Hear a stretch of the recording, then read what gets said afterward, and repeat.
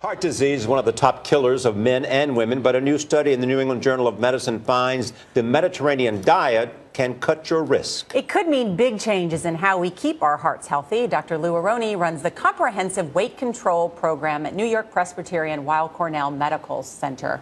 Good morning, doctor. Morning, Nora. We've heard this before, right? That the Mediterranean diet, which is a lot of nuts and olive oil and wine, that's good for you. What's different now?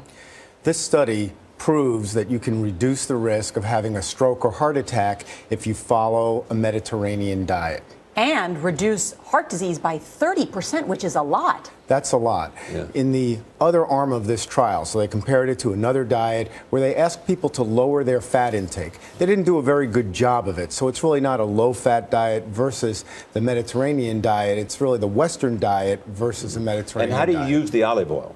Well, they used it for cooking and on salad. They didn't dip bread into the olive oil. And how much wine? They had 1 glass of wine a day. They encouraged people to have a glass of wine a day. Can I talk about what this means? So for people who are saying, wow, this sounds good, I want to change my behavior. What is the Mediterranean diet about? How many fruits, vegetables to eat every week? How often to eat fish? Well, at least 2 servings of vegetables, 3 fruits a day. They encourage 4 tablespoons of olive oil. That's a lot of olive oil. It's about 1/4 of your calories. Eating nuts, fish 3 times a week. These changes can reduce the risk of heart disease. In the past, we thought only a very low-fat diet could do that.